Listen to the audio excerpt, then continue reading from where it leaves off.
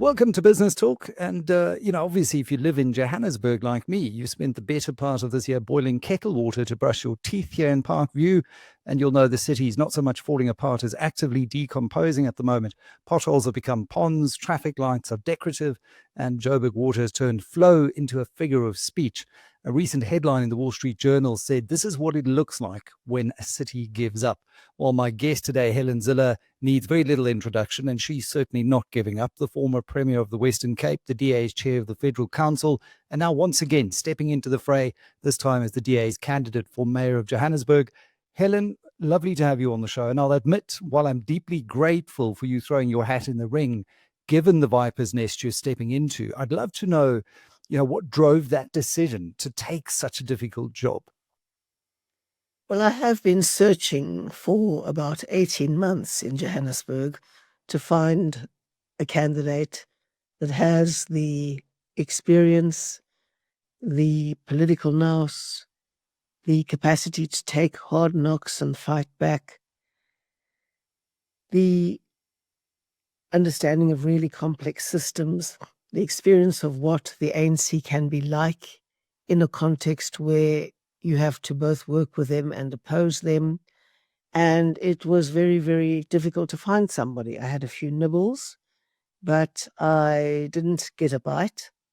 And especially when really good people who've done a lot of hard yards before see what a mayor earns, they lose all interest at that point, given the complete invasion of privacy you're going to face, given the slings and arrows you're going to take from the media and other people all the time.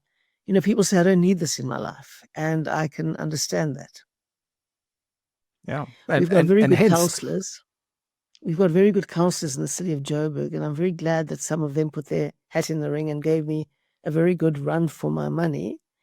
But it's true that none of them have had the long experience or have taken over a sphere of government from the ANC or have had bare-knuckle fights in those very difficult trenches. And many of them will be absolutely excellent mayors in a couple of years' time. But I think the experience of managing complex coalitions, of getting things done despite opposition, of ensuring that your opponents don't extort and bribe you into submission, all of those things have to be learnt on the job. And now is not the time to be learning that kind of thing on the job, given how far down the road the city's decline is. And we've all been watching it for years now, but feels like it's accelerating. The water outages, the billing chaos, the sheer dysfunction in city management, the patronage. Where do you begin when you look at this as a complex system, as you've just described? What's step 1 and 2 in stabilising a city that seems to have lost the plot so entirely? Well, step 1 is really understanding the budget. And in a city like Johannesburg, that's a very complex thing. And to understand why the budget is always underfunded and where the money has gone to. With good financial management, Cape Town has enough money to invest 40 billion rand in infrastructure over the next 3 years. Johannesburg cannot even keep current maintenance up to date, and its own maintenance backlog is 3 times the city's current budget. Now, that is a terrifying statistic, because if we get into Johannesburg, we won't be able to be planning capital expenditure for the future and expanding all of the networks of essential infrastructure to areas that are growing and that need a solid basis from which to develop housing and other top structures. We will have to be catching up with the past. So while Cape Town is planning for 2020 or 2050, I think, we are planning for 2000. That's the truth in Johannesburg. And it is an enormous challenge. So I'd first have to understand the budget. Where has this money gone to? All of this money. Why has it evaporated through the systems? Where are the leaks? Then I will go through everything with the Auditor General, the management report, and look at where all the risks for corruption are, which are plentiful in the city of Johannesburg. I will also read internal audit reports and various other things just to get a grip on how the finances function or don't function, because the first thing we have to do is stabilize the finances. And the first thing I will do is ring fence the funds for utilities. That is water, electricity, sewerage, roads, etc.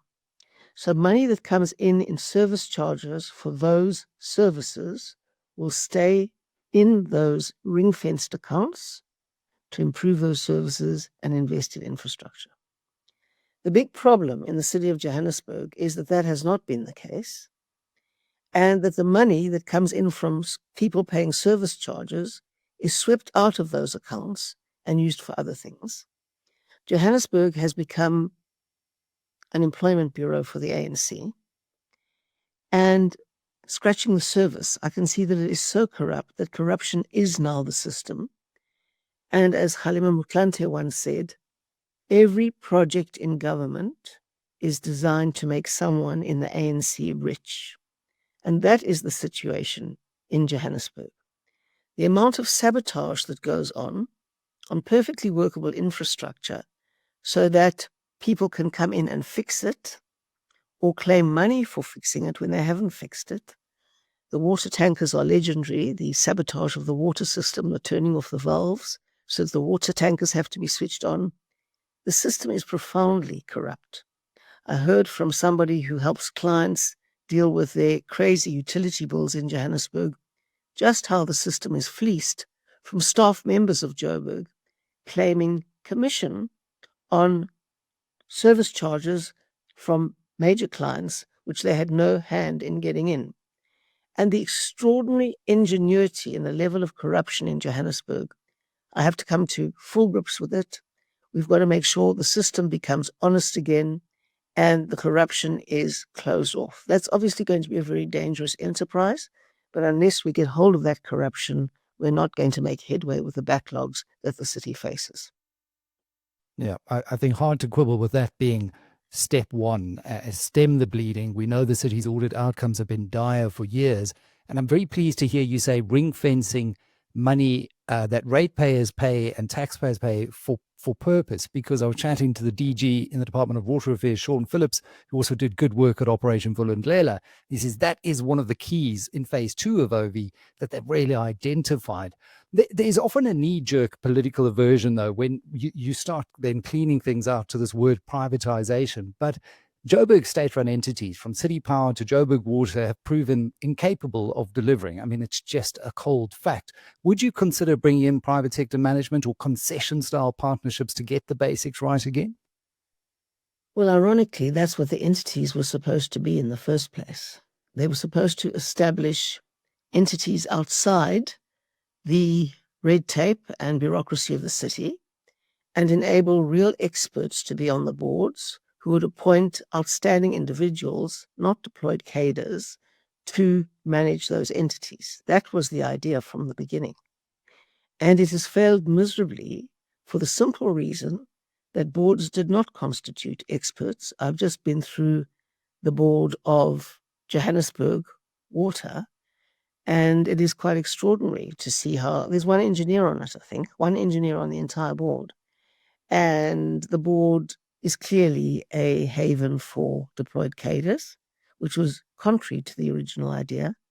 And then, of course, the people appointed in those positions in the actual entity to manage projects and to get things done are also deployed cadres and are also in the same corrupt systems as the people within the systems in Johannesburg.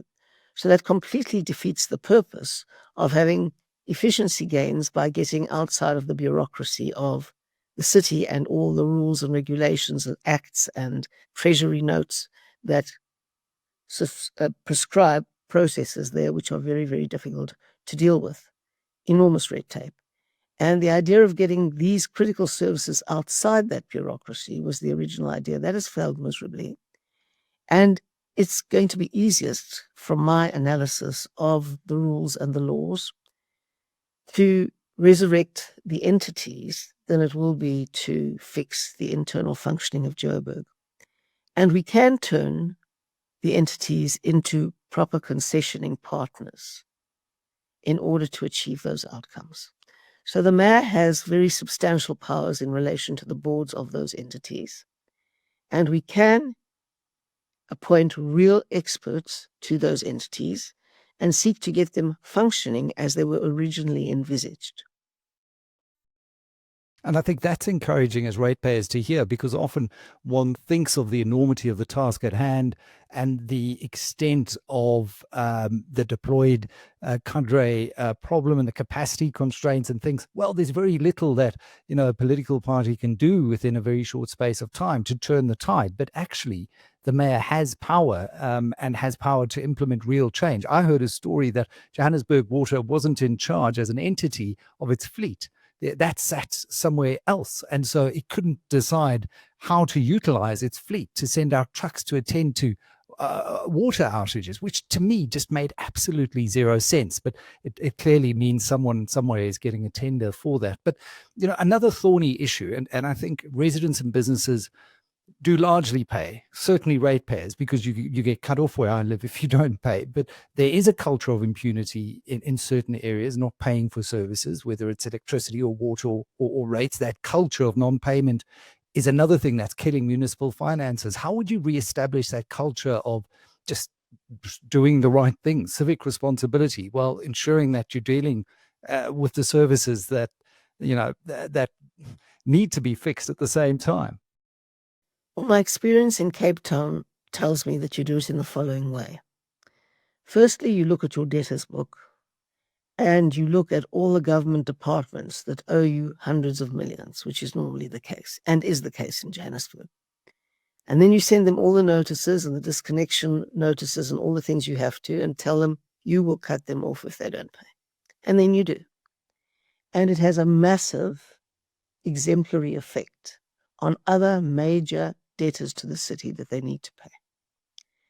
Then the next step is to ensure that you roll out smart meters that cannot be bypassed and that everybody has to use, everybody, in order to deal with their water and their electricity. You start cutting off in the more wealthy suburbs, and you go then down to the poorer people. But by that stage, the demonstration effect and the example has settled in, as it did in Cape Town. And that was a very effective method. Of course, the difference between Cape Town and Johannesburg is that Cape Town had a very effective billing system. And so when people got their bills in Cape Town, they were accurate because we implemented the SAP system properly from the beginning. And so our billing system was trusted. And if you had a problem with your bill, you would come in and explain what it was, and they would investigate and find out quickly and resolve it quickly. Very simple example. A family member of mine had a water bill for 35,000 Rand. He went to the council and said, this can't be possible. They traced a leak outside his property. And then they said, no, that's outside your property. It's not your responsibility. And we will carry the cost. But it was quick. It took about 2 weeks to sort that out. In Joburg, you have people with insane bills who don't know where they came from, and then who are told they have to pay them up front until the problem is resolved. And when these bills run into hundreds of thousands of rands, it's obviously impossible to do that. So we'll have to have a very important and capacitated dispute resolution mechanism in the billing system to get to the heart of where the problem lies and whose fault it is. I spoke to a very experienced professional in this field when I was in a meeting and in a dinner just some while ago, and she was explaining to me how she does this. And I would be inclined to set up a unit of these kinds of experts who can take these disputes on billing with the city, get to the bottom of them as fast as they can, and resolve them.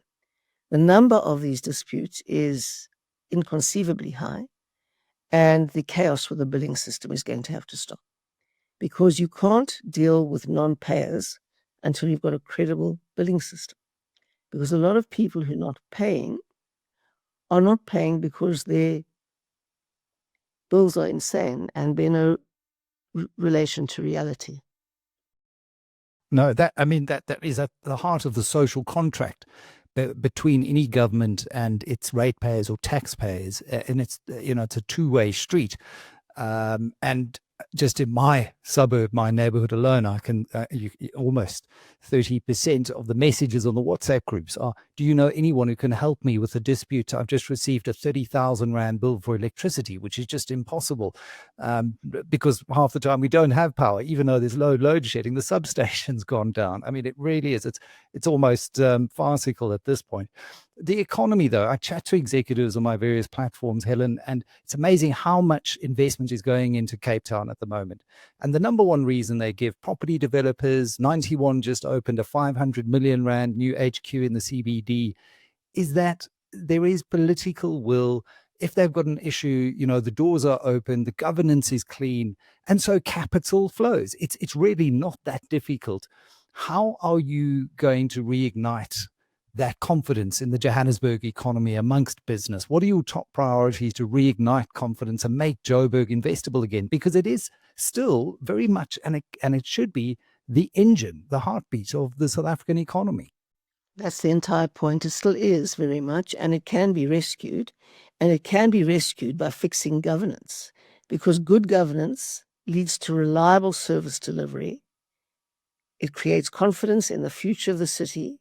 People believe if they invest there, the investment will be safe because there's no corruption, or that corruption is dealt with very speedily and heavily when it arises, that services will always be there, and that they can invest with confidence. When they invest, the economy grows and jobs are created. And the result is exactly what we want. In Cape Town, unemployment is at least 10 percentage points lower than it is in the rest of the country. And it all starts with good, competent government doing what it's supposed to do, delivering services, making sure things work, and the rest of the pipeline to job creation takes care of itself. In Johannesburg, because government has been a feeding trough for connected cadres and corruption has become the system, none of the services that local government is supposed to deliver actually function. And no one wants to invest in a city where there's no water in the taps on regular occasions, where they don't have reliable electricity, where the roads are completely potholed, where sewage runs in the street. They don't want that. And so they take their investment elsewhere. It's that simple. And so we've got to ring fence the budgets. We've got to get experts on those boards. We've got to rehire professional engineers and others. We've got to make absolutely sure we have forensic auditors to sniff out where the corruption is, and very safe reporting lines for whistleblowers. We have to root out the corruption wherever it comes up. And it is a process, not an event. And I've asked for 5 years to get 5 fixes. Well, I think that's also important, to manage the expectations of the public. And I think once you start building trust, people will tend to, give you the time, because I think most people are aware of just how deep the rot runs, how far we've fallen. When it comes to just on this issue of cleaning house and tackling the incompetence and corruption, what's your practical plan to identify and remove the scores of incompetent and frankly corrupt individuals without triggering legal gridlock and disciplinary appeals and labor disputes that have paralyzed past cleanup efforts? Well, before we're even in office, a lot of people are coming to me to tell me about the scams. The scams with property are just breathtaking. The scams with debt collection are breathtaking. The scams with the fleet, the yellow fleet, the red fleet, are just extraordinary and ingenious, frankly. If people spent as much time on thinking out ingenious schemes for corruption, on actually being functional investors in businesses and becoming entrepreneurs, well, this economy would be flying. But the schemes are so extraordinary that rational people can hardly believe it. And so I'm writing up a database of these and applying my mind to all of them and how we would go about dealing with them when in office. I have to get a very secure reporting line for whistleblowers. There are many very good people in Johannesburg who want to remain in that city and see it work. Now, the great risk when you go up the line, as you do with Babita Deokaran, for example, she went up the line, reported to her head of department, I think her name was Mrs. Modja, not knowing that her head of department was benefiting from the Tembisa hospital corruption. And so she was reporting her concerns about the corruption to one of the beneficiaries of corruption. And it wasn't soon after that that Babita was assassinated. So we have to make absolutely sure that we've got channels that don't have to go up the line, as all bureaucrats are taught to do, to escalate it up the line. You have to make sure that they can go another route and be completely protected. And that we will have agencies and outside players doing the investigation at a very high level. We've got to invest a lot in that. Because in Joburg, as I say, corruption has become the system. Yeah. Outside of the corruption, I think there's also an element of just bloat in the bureaucracy, and salaries eating up an enormous chunk of the city's budget, where it has been a patronage system for securing votes, and so people not adding very little or adding very little value. Would you be prepared to cut headcount? And if so, how would you navigate the politics of taking on the unions and all of those entrenched patronage networks when it comes to right-sizing what is fit for delivering services? Well, if you look at the expenditure on capital versus operational expenditure, you've seen that in real terms, that's discounting for inflation, for example, operational expenditure has gone up more than 100% in 10 years, approximately. And that's because the city of Joburg has become an employment bureau for the ANC. And we have to do first an audit of the organogram and find out what the structure looks like, what all these little units are everywhere and what they're doing, whether that aligns to the city's priorities and mandate under the Constitution, and start trimming very dramatically. Now, I don't want to trim at the bottom where people are actually collecting the refuse or fixing the leaks or sweeping the streets or cutting the verges. Those jobs you want to maintain. You want to strengthen your service delivery depots very much. The massive bloat comes just below top management level. And people in the most senior positions are approached by a whole range of ANC cadres to ensure that they appoint key people in different positions and create jobs for all sorts of people at very inflated salaries at a high level. And that's where much of the problem lies. So that happens in the entities because, as I said to you, the entities have completely lost their way. They were supposed to be the concessioning model that you spoke about at the beginning. They've simply become mini versions of Eskom within the city. And the same applies to the city as a whole. And the amount of duplication is breathtaking. So we would have to trim very substantially. We would do that if there is a need to restructure. And it's appropriate to restructure, although I'm not a fan of restructuring necessarily, because then you spend 5 years doing nothing else but restructuring and in all the battles that are associated with that. I would just like to streamline and get rid of duplication and ensure that real skills and expertise is at the right place in the organization. Just lastly, crime. And I was pleasantly surprised. It must be because of the G20 that I was pulled over by a metro cop the other day driving through Sylvia's Path. And I said, "Oh, it's so good to see you." He says, "Yes, we're putting your tax money to work." But it was almost a joke. And you look at Johannesburg's lawlessness, it's obviously a big factor driving capital out. Would you be open to giving back the JMPD's investigative powers and turning them from glorified traffic cops into genuine city crime fighting police and a force at a time when it really feels that it's a very, very stretched and thin blue line, if at all, that we see out there?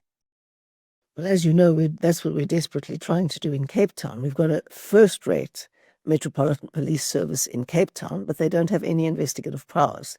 They've got minimal powers. They can police the bylaws. They can prevent crime, which is basically patrol the streets. and they can deal with traffic infringements. That's all. So we want them to have investigative powers because you can't actually deal with crime until you can investigate it and get trial-ready dockets into the public prosecuting authority. That's what you need. And that is what the Metro Police are not allowed to do by law. But it is very simple to solve it. There's a solution in which the minister can delegate that power to the Metro Police if he so wishes. The trouble is he does not so wish. And the ANC is determined to centralize that power in their hands because, of course, if you have the police and the military, you've got sole power over the forces of coercion in a society, and that's what the ANC wants. So we are going through all the processes that we have to go through, that the intergovernmental relations framework requires us to go through before we take a constitutional court case to argue that it's irrational not to delegate those powers. And in Johannesburg, I would first like to see that the JMPD is a really effective force, corruption-free, doing an excellent job before I would ask for those powers to be devolved. Because if you have a corrupt Metropolitan Police Service undertaking allegedly corruption investigations and other criminal investigations, you're going to have the problem that they'll tip off everybody far more quickly. You've got to have a corruption-free police service. And I'm not accusing the JMPD of anything. They might be absolutely excellent. But before I take a step like that, I would really want to be sure that they are. And one of the people I've asked to come up to Johannesburg to assist me in that is the person who built the Cape Town Metropolitan Police Service to the level that it is, and that is J.P. Smith. J.P. Smith is a real expert in the field. He's coming to help us on the 10th with looking at a few things like the fire service and other major weaknesses in the Johannesburg system. And I have asked him, and he has undertaken to come and assist me with the JMPD if we take office in Joburg. Well, Helen, I've got to thank you for your time, and I might just look back on this year as the best time to invest in property in Johannesburg. If you win next year, and if you manage to implement even half of what you plan to, I think we can actually start turning things around. Joburg's motto is unity and development. We've had no unity, we've had no development for years. It's almost inconceivable to think of, but it can happen. You've done it in the Western Cape, and it's just remarkable what can happen when governance and accountability meet political will. So let's hope that the voters make the right choice next year. Thanks so much for joining us here on Business Talk. I hope so too. Thank you very much, Michael.